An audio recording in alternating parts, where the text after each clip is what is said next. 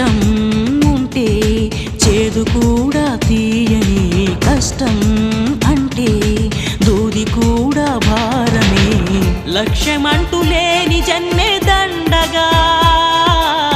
లక్షలాది మంది లేరా మందగా పంతం పట్టి పోరాడందే కోరిన వరాలు పొందలేవు కదా పట్టుదలతో చేస్తే సమరం తప్పకుండా నీదే విజయం కష్టపడితే రాదా ఫలితం పదరా సోదరా